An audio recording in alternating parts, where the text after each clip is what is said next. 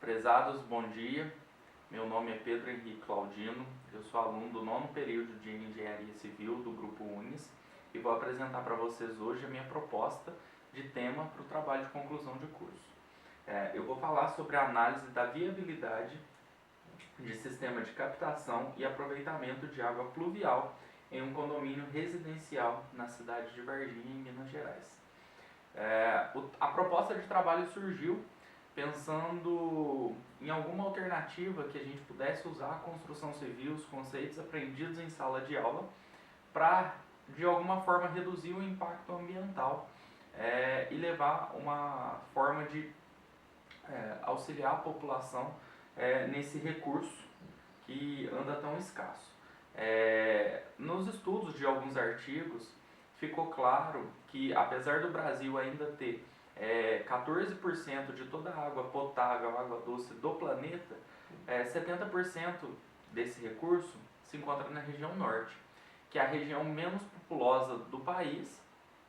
Então, a distribuição do recurso no mapa geográfico brasileiro é bastante desigual.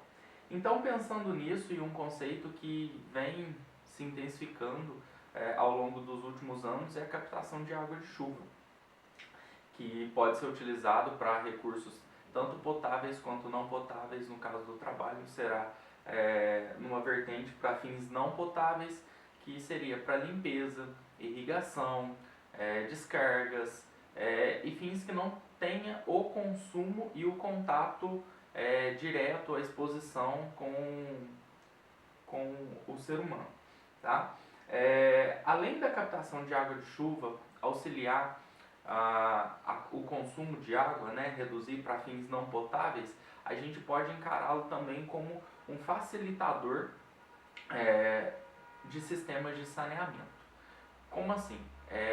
Em grandes centros populacionais, onde a captação de água de chuva é bastante praticada, nas residências, nos centros industriais, a quantidade de água, o volume cúbico de água que é despejado nas ruas, ele é bem inferior, ou seja, evita inundações e outras patologias. A redução da água potável para consumo humano, quando se tem um planejamento interessante, um planejamento completo sobre a captação de água de chuva, essa demanda também é reduzida. O principal ponto para se entender se é interessante ou não a captação de água de chuva é fazer uma análise econômica e ambiental, o impacto ambiental que vai ser causado na implantação desse sistema. É sabido que a água da chuva é extremamente importante para o solo, para os lençóis freáticos, então tem que ser feito um planejamento também para saber se recolher toda essa água de chuva não vai impactar também no solo daquele lugar. Os custos de implantação e adaptação do local. Então, para ser viável, é preciso entender se os equipamentos que vão ser utilizados ali, se eles têm um custo que vá ir de encontro ao custo que se tem de consumo. E principalmente difundir o assunto para níveis reais de utilização.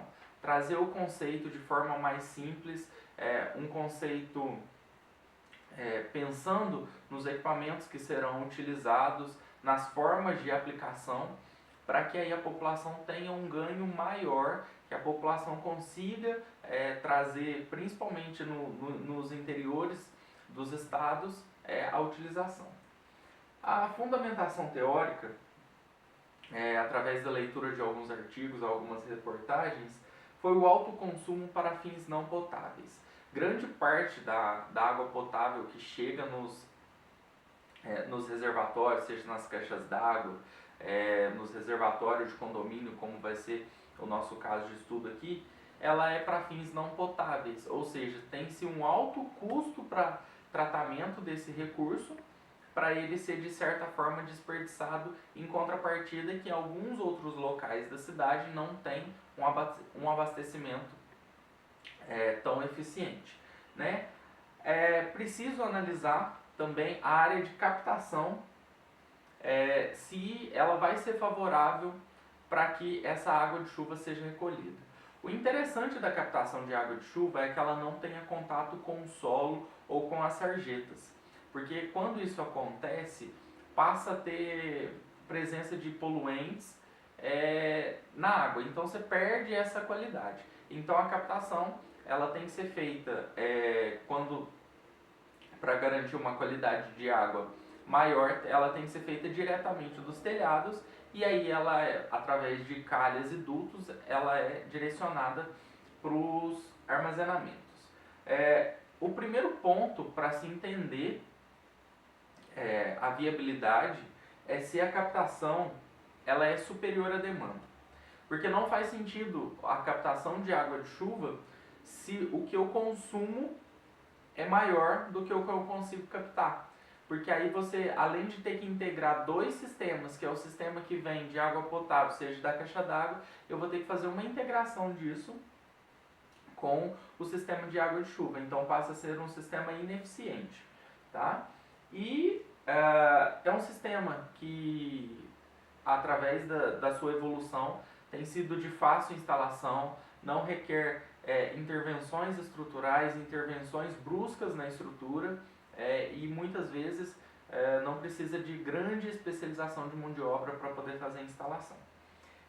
Na região e nos municípios referências, aqui no caso de Varginha, a gente ainda não tem uma lei específica que trata ou que obrigue a captação de água de chuva.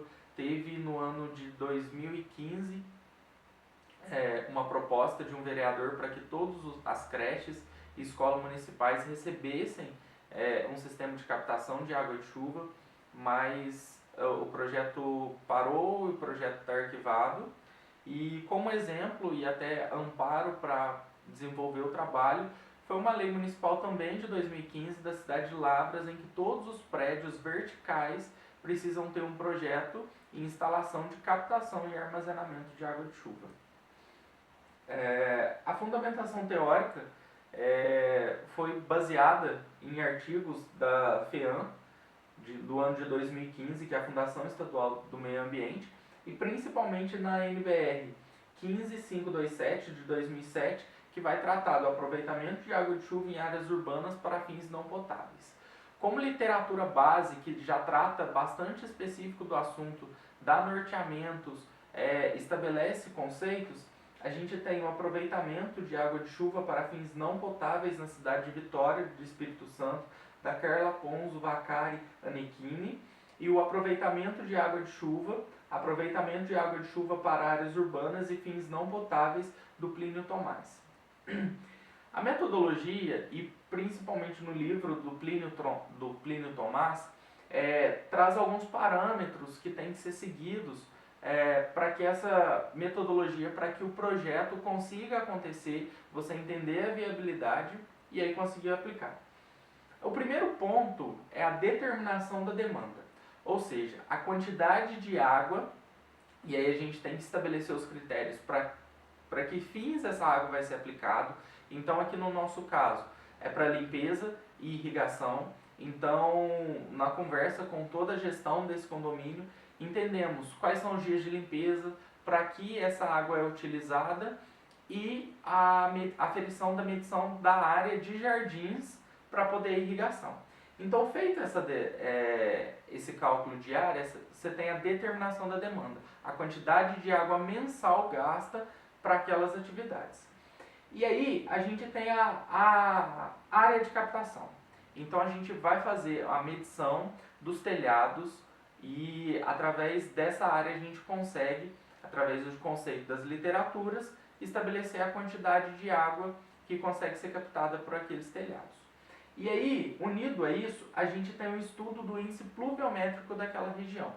Então, com esses três dados, a gente sabe o quanto vai chover naquela região mensalmente, a área de captação, então eu consigo determinar a quantidade de água que eu vou captar e, por fim, a demanda, que é a quantidade de água que eu preciso.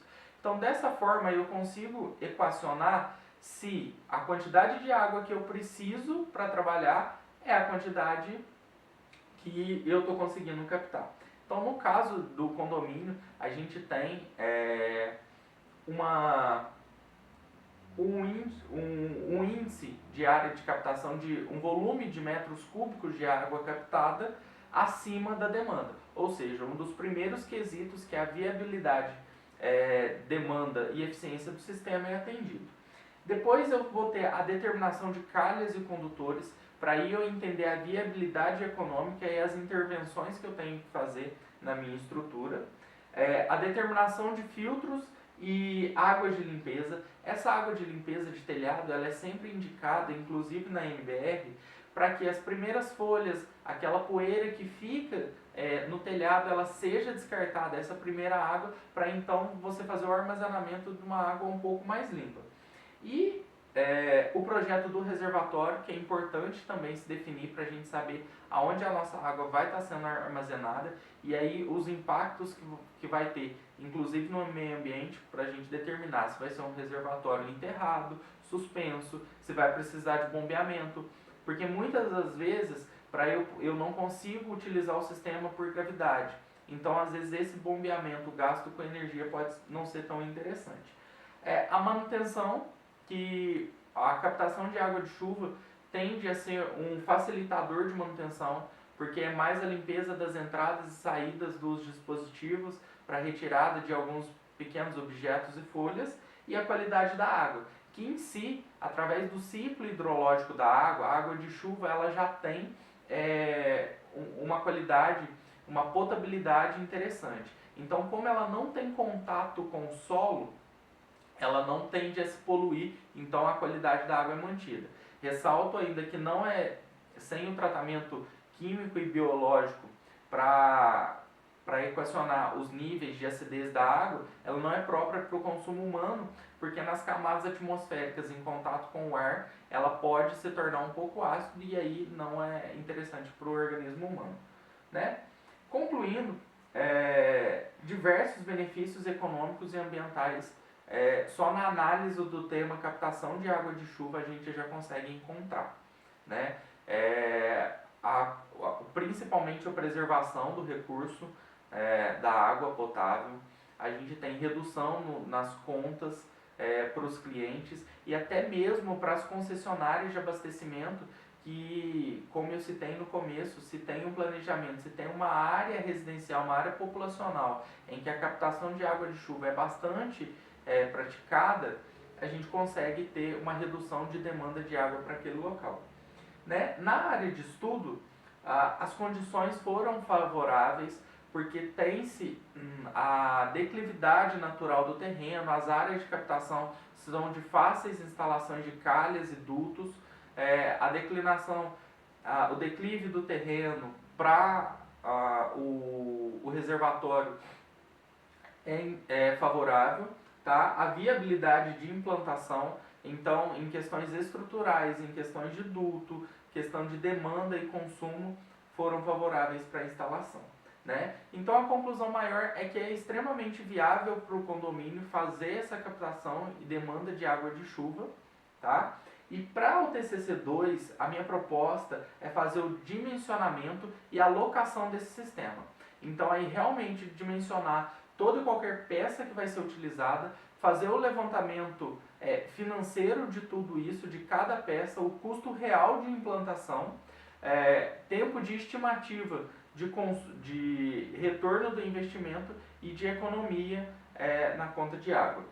E, por fim, as referências utilizadas foram alguns artigos da Agência Nacional de Águas, tá? Do Antônio Domingues, novamente o livro da Carla Pons Vacari e Anequini, o aproveitamento de água de chuva para fins não potáveis na cidade de Vitória, o livro do Pedro Rui de Andrade Crespo Batista, Sistema de Aproveitamento de Águas Pluviais para Utilizações Domésticas,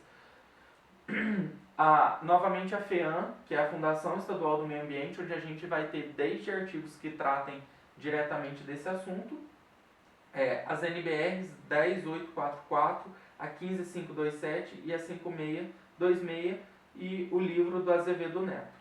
Pessoal, essa foi a apresentação da minha proposta do TCC1. Meu nome é Pedro Henrique Claudino, agradeço a atenção.